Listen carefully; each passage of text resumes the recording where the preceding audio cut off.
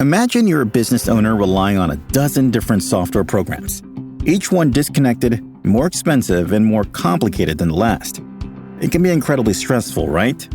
Now, picture Odoo. Odoo brings all the tools your business needs into one simple platform. CRM, accounting, inventory, manufacturing, marketing, HR, and more. All seamlessly connected. Everything works together, giving you the peace of mind that your business is running smoothly from every angle. Odoo's open source applications are user-friendly and designed to scale with your business, saving you time and money. Say goodbye to juggling multiple platforms and hello to efficient, integrated management. Stop wasting resources on complicated systems and make the switch to Odoo today. Visit odoo.com, ODOO.com, and discover how Odoo can simplify and streamline your business operations. Odoo, modern management made simple. Discover the life-changing benefits of Meow Greens for your cat. Ever see your cat slowing down or having health issues and wonder, what can I do to make them better? Well, my friend, add Meow Greens to your cat's food for 90 days, and I guarantee you'll see changes that will amaze you. Greetings, I'm naturopathic Dr. Dennis Black, inventor of Meow Greens, and I invite you to take the Meow Greens 90-day challenge. In the first 30 days, you'll see shinier coats and increased energy. By day 60, your cat will have a stronger immune system, less shedding, improved joint function, all due to the live nutrients that you've added to their diet. And at 90 days, they're going to have better digestion, reduced inflammation, improved heart health, and you may even have reduced their cancer risk. Fetch a free Jumpstart trial bag for your cat today. Go to trymeowgreens.com. Use promo code TRYMEOW. That's try, M-E-O-W. You discover the shipping. You don't have to change your cat's food to improve your cat's health. Just add a packet of Meow Greens. Every 11 minutes, an American takes their own life. Just 6 weeks between you learning about the depression, your daughter took her own life. And her frustration showed. They're not helping me, Mom. After relentless bullying in middle school, Ty's 12-year-old daughter was pushed to a desperate act. What were they calling her? Black, talking about her picking cotton. You set up meetings. You talked to the school. Teachers were just letting the kids do what they may. My frustration here is, where are the adults?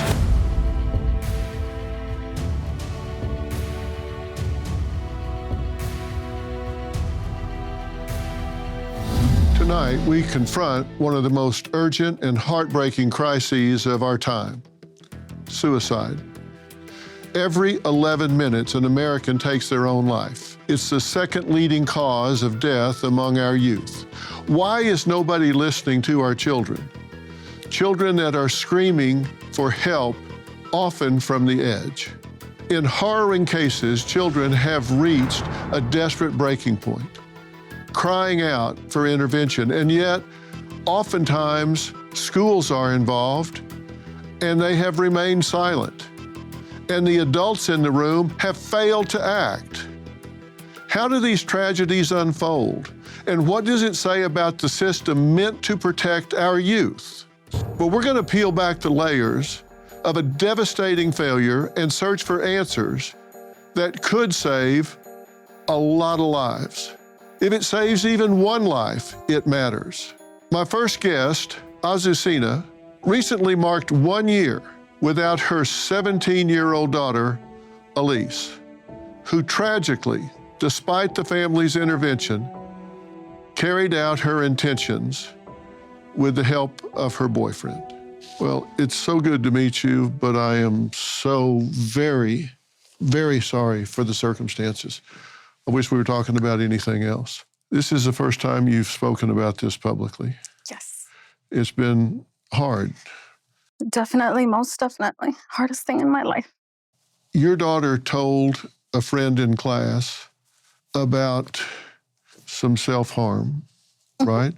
And that student did the right thing, correct? That student reached out and reported it to a school counselor. Tell me what happened. Thank you. My daughter confided in one of her friends and mentioned to her that she was having thoughts of harming herself and things along those lines. And her friend, of course, heard her out. But as soon as they were done in that class, she went to the counselor and told the counselor that she was concerned about her friend, that she didn't know if she should be saying something But she did and told the counselor, and that's when the counselor pulled my daughter out of class, contacted us, had a talk with her. Once she got a hold of us, told us that, she couldn't release her without us picking her up. And we had to go get her evaluated at a hospital. Mm-hmm. And just 6 weeks between you learning about the depression, she, in fact, took her own life, correct? That's right. It was September 29th, the day the counselor called me. And she passed away November 20th. This was something that obviously was a shock to you. You didn't expect this. When you look back on this and you kind of deconstruct everything that took place, what do you conclude from it? What do you take away from it? What have you learned? I feel like I have learned the signs. I think that there were signs at that time. I did not feel like they were signs. I thought maybe my daughter was going through the normal teenage things and her friends and school, and she was in her senior year. So I thought all those things put together were affecting her life. But looking back at it now, it definitely was a sign. She withdrew from things that she used to love to do. And she started withdrawing. She didn't want to go to the football games anymore, things like that. Those were definite signs that I wish I would have done something sooner. Because I don't think that she had enough time to, I don't want to say understand, but cope and get the help that she really needed. Right. And in retrospect, how long do you think she had been struggling with this? How long do you think she had been having thoughts of ending her own life? How long do you think she had been self-harming? In retrospect, I think it had been happening for a few months, where she started struggling with school, struggling with, social activities. And I think when she talked to her friend, it was a scream for help. She knew she couldn't do it by herself, and it wasn't getting any better by herself, just keeping it to herself. And she knew that. I think that deep down she knew she needed someone else's help. Mm-hmm. If you had this to do over again, and of course you don't, but other parents might be in a situation that you were in a year and 6 weeks ago, a year and 2 months ago, what would you do different? What would you say to parents that would maybe have that little voice that they don't want to hear in their head, but it's there? I would say listen, and don't be afraid to ask. I know we're more afraid of the answer than we are the question, but don't be afraid to ask. Don't be afraid to ask your child, are you okay? Do you need help with anything? Can I help you? And if you're not okay, it's okay not to be okay. And it's okay not to understand your child. It's okay not to understand depression, because I didn't. I didn't at that time. I thought I couldn't understand why she was depressed. We're a big family. We do a lot of things together. We stay on top of them. We very, very involved in school. And I just couldn't understand it. And I would tell parents, don't try to understand it. Because if you don't know what depression is, you don't understand. You did take her to counselors. I did. When I look back at the things that you did, of course, you didn't have the outcome that you expected or certainly that you wanted. But when this hit your radar, you did so many right things. I have to tell you, if I was going to grade your paper, I'd want to tell you, I'd look for things to say that you should have done that you didn't do. But I have to tell you, you did so many right things here. And I want you to hear me when I tell you that. This is what I do for a living. And I'm telling you, you did so many right things. You got her professional help, right? Yes.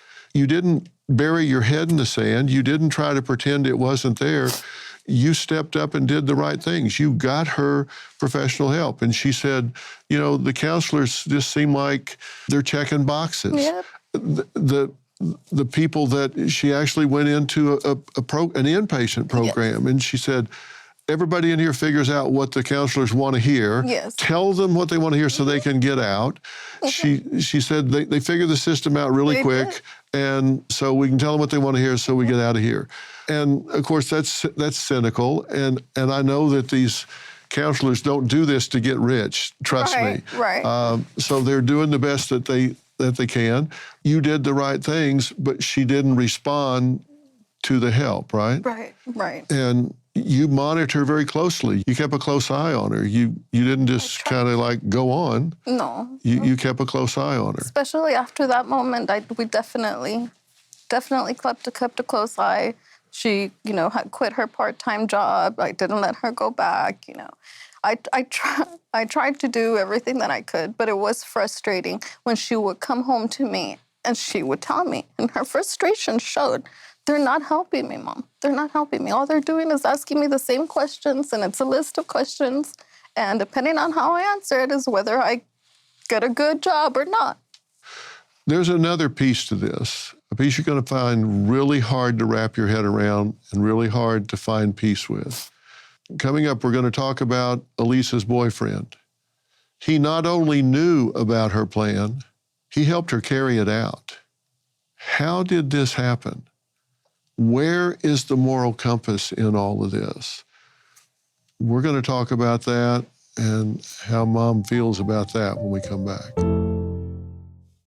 When my sleep was off, it felt like I couldn't show up as my best self. That's why I'm so excited to share something that makes a real difference. Beam's Dream Powder. Beam is proudly founded in America and run by people who share our values, hard work and integrity, and delivering results. It's a science-backed, healthy nighttime blend packed with ingredients shown to improve sleep, so you can wake up refreshed and ready to take on the day. Dream is made with a powerful blend of all natural ingredients: reishi, magnesium, L-theanine, apigenin, and melatonin. Beam has already improved over 17.5 million nights of sleep, helping people across the country wake up and feel their best. Here's the deal. Beam is giving my listeners the ultimate Patriot discount of 40% off. Try their best-selling Dream Powder and get up to 40% off for a limited time. Go to shopbeam.com/Dr. Phil and use code Dr. Phil at checkout. That's shopbeam.com/Dr. Phil and use code Dr. Phil for up to 40% off. Support an American company, invest in yourself, and start getting your best sleep tonight. Let's cut to the chase. Your savings could be in serious trouble. When Elon Musk is out here warning us to brace for temporary hardship, you might want to listen. I trust Preserve Gold to safeguard my accounts, and I urge you to do the same. They're the only precious metals company I recommend. Are you going to sit back and hope for the best or take control of your financial future? Text Dr. Phil to 50505 to get your free Precious Metals Guide from Preserve Gold. With gold prices recently breaking records and analysts predicting this trend to continue through 2025, you cannot afford to wait. As a bonus, you can get up to $15,000 with a qualified purchase from Preserve Gold. So don't wait. Text Dr. Phil to 50505. That's DRPHIL to 50505 today. What was the last interaction you had with your son? Right before he went upstairs, my dad had came over, we'd fixed my water well. It was a beautiful sunny day and we all were together, and for some reason he came right up to me and he said, "Dad, I loved you," and I hugged him and I kissed him and he's about this tall, kissed on top of his hair. I still remember the feeling of his hair against my lips, and then he went upstairs and I had to take a phone call to work, and that was the last time I saw him alive. 30 minutes later, my 8-year-old daughter came down the stairs and said, "Hey, he hung himself." And I ran up the stairs and we tried to save him. And look, Dr. Phil, I wish this on no parent, and I know parents can't even fathom that this could happen to their child, but they've got to talk to them and have the conversation. We didn't. Tonight, a grieving mother is struggling to understand the source of her daughter's depression and why she would take her own life. This is a question that we all need to talk about. Listen, the measure of any society is how they take care of their young people and their old people. The number 2 cause of death among young people is suicide. Think about that. Young, vibrant, healthy young people with their whole life stretched ahead of them. Think about what Elise has missed. I mean, that's what you talk about. She'll never get married. She'll never have children. She'll never have a career. So many things that she'll never get to see, never get to experience, that you'll never share with her because of this decision. Mm-hmm. And as a society, we need to pay attention to this. Your daughter got caught in a situation where our young people today have the highest level of anxiety, depression, and loneliness since records have been kept. So she's caught up in this wave right now where young people are forlorn. They don't know what to do. They don't know what to say. And as a society, we're failing these people. And all of us, all of you at home, you need to hear this cautionary tale. You need to hear this cautionary tale. Nobody solved this problem. This isn't just a statistic. This is a daughter. This is a young person who's gone. Also seen her last day, the family spent the whole day together, right? That's right. You weren't an absent mother. We had a wonderful day. A wonderful day. Yeah. And you actually thought, wow, maybe things have taken a turn for the better. Mm-hmm. You thought, maybe this is turning around. Maybe medication's working. Maybe the counseling's finally working. And she's coming around, and she was happy, and she enjoyed the day. And she was with all of us. She didn't stay secluded in her room. And I thought, maybe it's now. Maybe it's time that things started changing. She laughed, she joked, but the truth is, research tells us that may very well have been what we often refer to as a short-term or a short-timer's attitude, which is she felt some relief perhaps because she thought, I've made up my mind, I have a way out, and so she felt some relief and thought, okay, I don't have to face this anymore. And so the pressure was off, and so she did feel better that day because she knew this was over. Yeah. She had made up her mind and she knew this was over. And oftentimes we see an upturn in attitude and belief and emotion because they found a solution in their mind and in their heart. They know, I don't have to put up with this forever. The hopelessness has lifted because they found a solution. They know I'm going to end my life, and so I only have to put up with this for another day, so they feel some relief. And if that would stick, it'd be great, but it doesn't. It's just because they found a short-term, they've got a short-termer's attitude because it's like, okay, I'm going to escape this. That's right. Do you think maybe that was what was going on? That's what was happening. Yeah. She, said good night and I want to say good night, but it was really a goodbye to everyone. We always say good night every night, to all the kids, good night, Mom, good night, She had a boyfriend, and the boyfriend actually knew about this. Mm-hmm. And what was his explanation to not intervene and help, but instead enable? He has stated that he was trying to do what she wanted him to do, that she asked him to do that's what she wanted. So he was trying to do what she wanted. And how do you feel about that?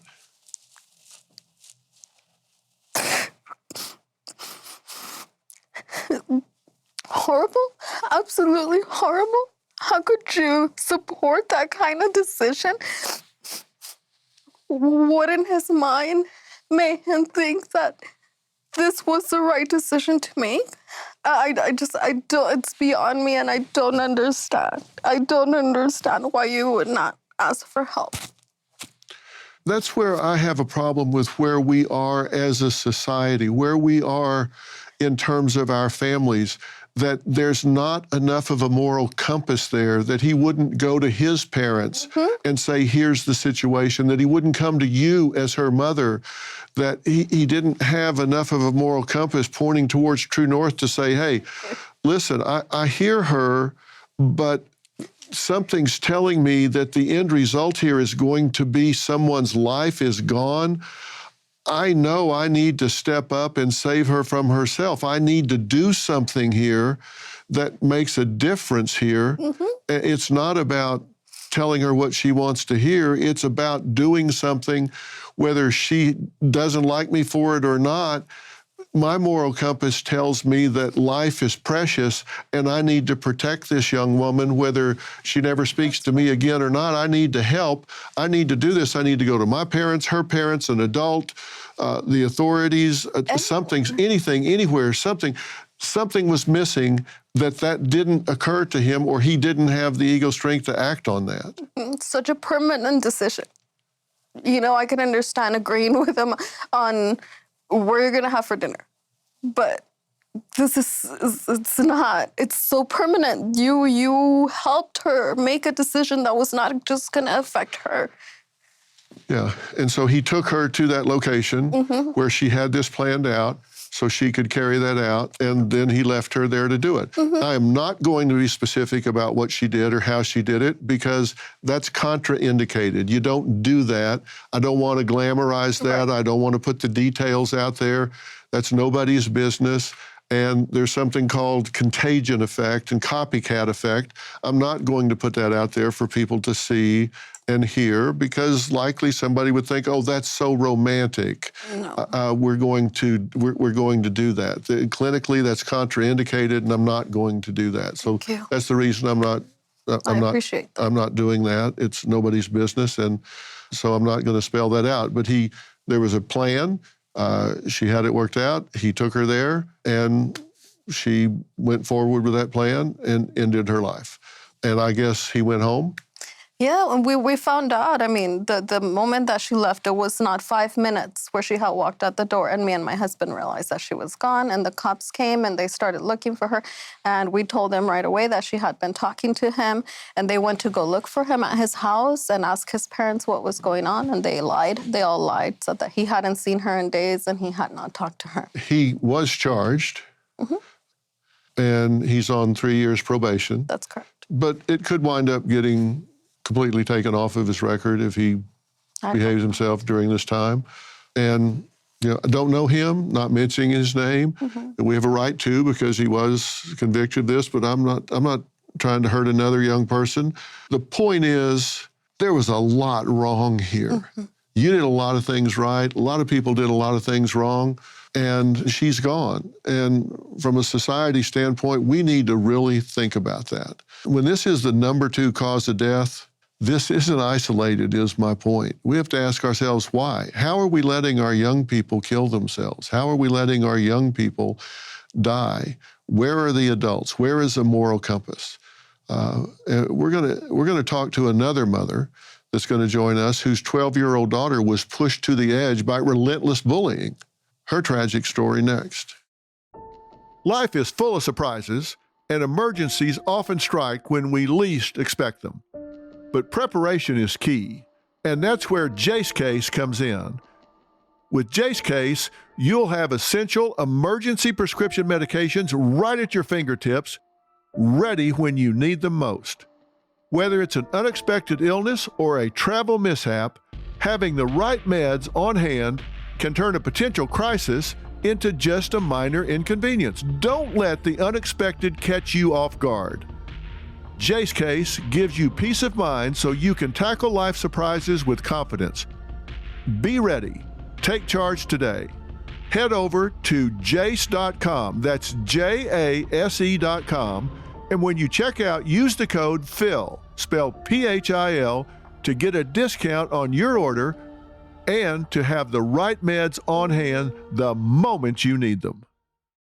Kalea was just 12 years old, a sweet, vibrant girl whose world was shattered by relentless bullying in middle school. Her mother, Ty, says it pushed her daughter to her breaking point. Thank you so much for joining us. Thank you for having me. You've been listening to what we've been talking about so far, right? Yes. And I'm sure you already know this is not an isolated event. This is the number 2 cause of death among young people, which is so tragic. And your daughter attempted suicide in March of 23, and miraculously she survived, but now she is in a vegetative state, correct? Correct. She's a total care, meaning she doesn't illustrate control of her body. And her father and I, along with the nurses, have to handle her day-to-day care. Now, you begin to notice changes in her demeanor, her personality, just kind of her experience of life in the 6th grade when she started middle school. What were the first warning signs that you saw? Much like the other mother said, I noticed her being more withdrawn. I always described Talia as vivacious, bubbly, effervescent, because that was her personality, just always off the walls. And when I would begin to pick her up, because I took her to school and I picked her up every day, and we would always discuss like how her days were. And it went from all of these anecdotes to, I'm fine. It was okay. She began to be really emotional. Just you could really see that she wasn't her happy, bubbly self. It was more angsty, melancholy, I would call it. And this is a dramatic change because I've seen pictures and some video and all, and talk about an electric smile. And I mean, this was a vibrant young child. So when you see the changes that you're describing, that's daylight and dark, right? I mean, this was a major shift. Absolutely. It was night and day. And that's what, so like I said, I always questioned her, but I started to really dig a little deeper because we couldn't understand, like my husband and I did everything that we could to make sure that she was able to live a life of comfort, that she was able to glean experiences that we never had for ourselves. We thought that we were doing everything that we could to, give her that perfect suburban existence. And it comes with a little more than what we expected. Yeah, and the little more than what you expected took the form of a group of what we refer to as mean girls, which is a group of 5 or 6 girls that began to bully her, correct? Correct. And this was relentless. And what form did it take? They were calling her names, and they were really relentless about this. What were they calling her? What were they doing? So, and they began to make fun of her appearance. At first, it was her skin color, calling her black, talking about her picking cotton. Then they started talking about her being a man, talking about her mustache on her face. It was just like all of these things. And, we really bought into the whole kids will be kids. Sticks and stones will break your bones, but words will never hurt you. Well, if it's not true, then it doesn't matter. But for Kalea, it was all that mattered. Of course, at that age, I mean, you're sensitive about these things. But as I was talking with Assassina here, you didn't just hang back. You set up meetings. You talked to the school. You wrote letters. You talked to guidance counselors. You didn't just leave her out there twisting in the wind. You talked to the school. What kind of reaction did you get?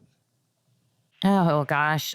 If I got a response at all, Dr. Phil, a lot of the emails that I sent went without a response. There was one that I sent specifically about a racist song being played in the classroom and talking about drinking grape Kool-Aid and a few other things that are stereotypical towards Black Americans. I didn't receive any response back from that. When there was the incident where a teacher was present when my daughter was being harassed at her desk while she was doing her work, she's being called a roach, being called a man. And when the student asked where the roach was, the teacher actually pointed over at my student during that time. And at that time, I refused to return her to school until we had a conference. And I felt like that incident was adequately addressed. The atmosphere was very much where teachers were a part of it, where they wanted to be cool kids. And so they would just sit back and let the classroom run itself instead of letting there be law and order, instead of there being correction. And they were just letting the kids do what they may. You see what I mean when I say society is not stepping up here? There are bullies that have been identified. They were identified by name. You knew who they were. They were identified to the school. At one point I believe it was in a letter, you said, what are you going to do if she were actually to kill herself? If this got to her so bad that she actually hurt herself or killed herself? How prophetic was that she actually did self-harm and attempt to take her own life? Was there any response to that letter? No. And the teacher who I wrote it to, so I wrote it to the teacher who was a part of the incident. I copied in the principal and the teachers. They have leaders in their groups. I copied in the lead. And nobody wrote me back. I did receive a call just letting me know that they weren't going to be able to address the situation specifically due to the time period within which it occurred in. But Dr. Phil, I wrote that letter from 7th grade me, remembering what it was like for me in middle school and experiencing some of those things and recognizing fully the mental health impact there. I didn't write it thinking that Kalea was suicidal. I didn't write it thinking that this could actually be a chapter in her story. I wrote it from the wounded child that still lives inside of me. Right. Well, we're going to talk about that, and we're also going to talk about why the family's nightmare is far from over next. After relentless bullying in middle school, Ty's 12-year-old daughter was pushed to a desperate act.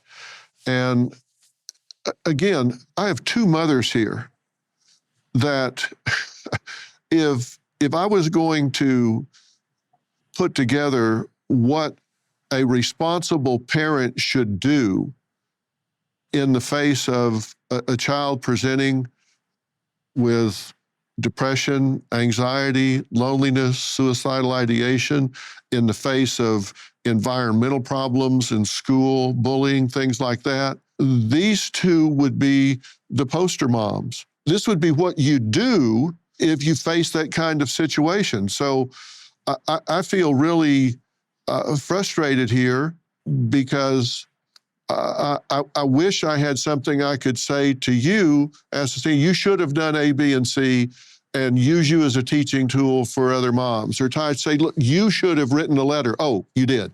You should have called the school. Oh, you did. You should have gotten actively involved and stood shoulder to shoulder with your daughter. Oh, you did. I mean, you actually did the things that I would advise mothers to do.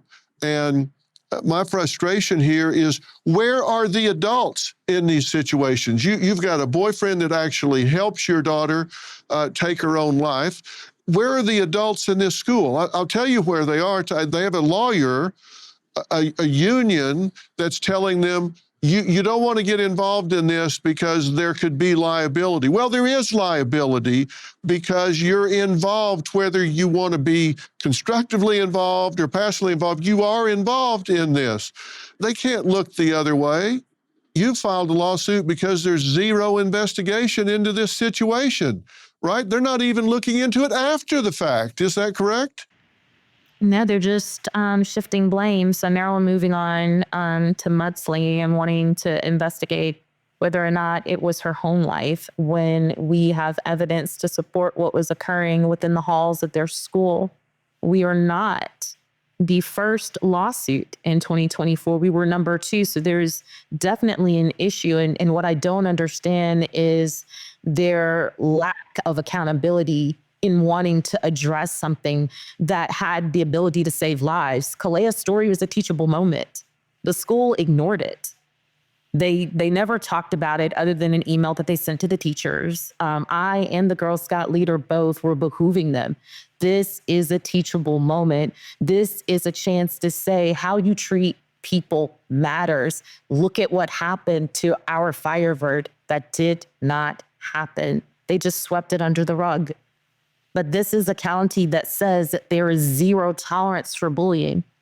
Well, That they was actually not. gave us a statement about that, and I need to read it. We strongly deny any allegations or suggestions that teachers and staff failed to take appropriate action. Each complaint was thoroughly investigated at the time that it was made, and the parent was kept informed at every step of the process. Greenville County Schools maintain a zero-tolerance policy for bullying. While we do not agree with the allegations in this lawsuit, we extend our deepest sympathies to Kalea, her mother, and their family. Now, that's a statement from Greenville County Schools. Any response to the statement? That statement is the first relation of any sympathy or empathy towards our daughter, who spent her entire school career in Greenville County Schools, who was an excellent student and a wonderful peer, heavily talented. And I tell her every day what happened to her. It will not be in vain. It's much bigger than her. And that's the reason that I decided to sue. No other parent should have to experience it. No other child should have to experience it. There has to be accountability. There needs to be more mental health resources available to our students. We are entrusting them to the school system. Where is the responsibility? Well, that's why we're talking about this. Coming up, a brave Marine returned from deployment to face a heartbreak he never expected. You'll see what that led to when we come back. My next guest, Zach, was a young Marine coming home from deployment to discover the end of his marriage. He spiraled into darkness, feeling no way out, and he shot himself in the head, but he survived. He is now blind. He's deaf in one ear. But in a sense, it was a tremendous wake-up call. Now, Zach, thank you for joining us tonight. Do you wake up in the mornings shocked that you're still here? It still feels fake sometimes, I think, because I can't see anything. So sometimes when I have dreams and then I wake up, I wonder which one is real, because I can see in my dreams. But yeah, it's definitely, I look back on everything that's happened, and sometimes it feels surreal that I'm still here, but it's being able to talk about it in situations like this, where hopefully it'll keep someone else from going down that path, has been a new sense of purpose. Do you ever wish that you had succeeded? No.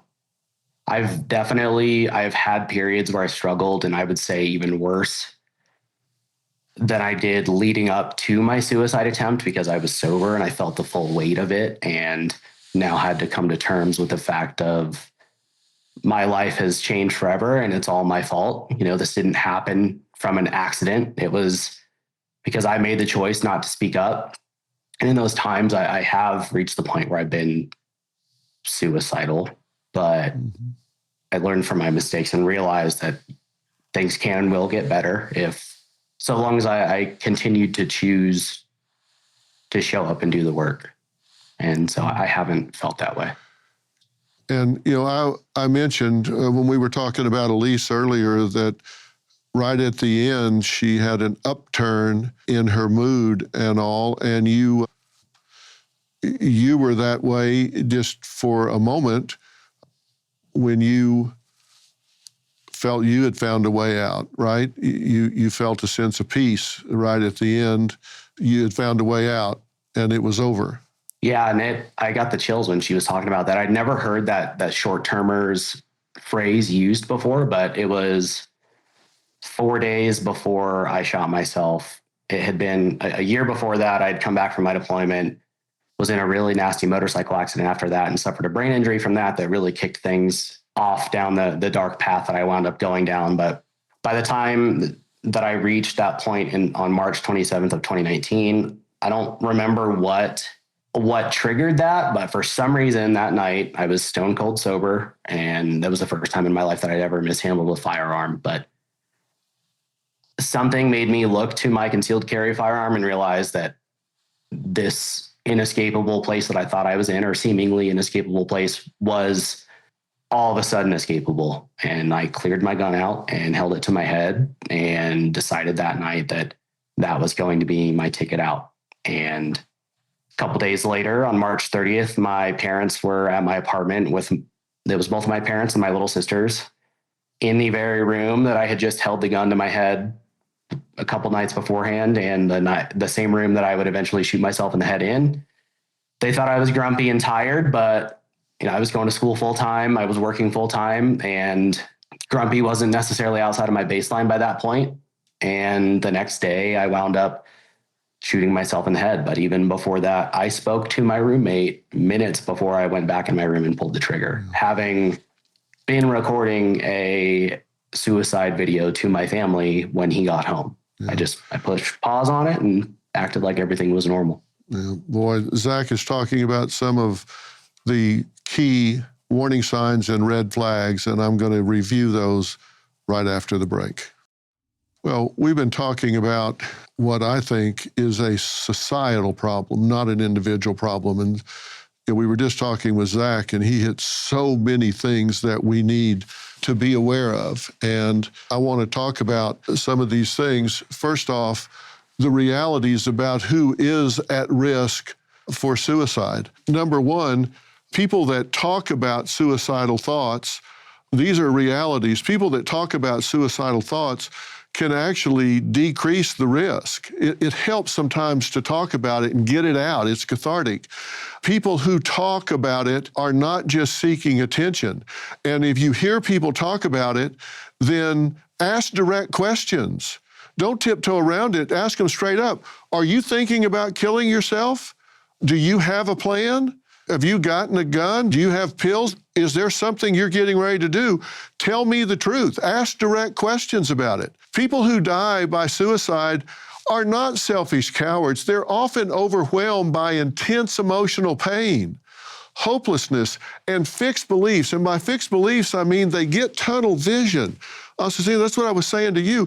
So they can't see or hear anything else. And so sometimes you need to protect them from themselves. Therapy and medication targeting psychiatric illnesses or addiction often do help. Now, genetics and environment are also factors, it's true, but things that you can do actually help. Limiting exposure to options can save lives. When they put up fences around bridges so people can't jump off, that does lower the number of people that do it. When guns are locked up and put in safes so people can't do it, that actually helps. And those at risk often do show red flags. Zach was just talking about that. And what are those red flags?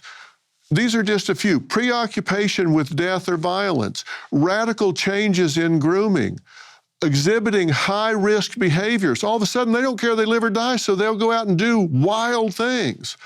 Acquiring a means to take one's own life, like they buy a firearm or they have poison around. Giving away prized possessions. I mean, I know this sounds obvious, but if things that they really love, they start giving those away. Radical mood swings. Making heartfelt goodbyes to key people in their lives. Directly telling people, I'm going to kill myself, or I wish I were dead, or I'm sorry I'm such a burden. An unexplainable upswing in mood or demeanor indicates a short-term attitude. Extreme withdrawal.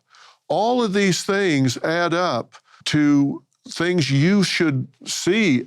Somebody giving you a sign. It's a cry for help. Final thoughts next. All three of you are very brave to come here and share this tonight to help other people. So I want to thank Azucena, thank you. Ty, thank you. Zach, thank you. If you or someone you know is talking about suicide, please call or text the 3-digit number 988. That's the Suicide and Crisis Lifeline. We'll see you next time.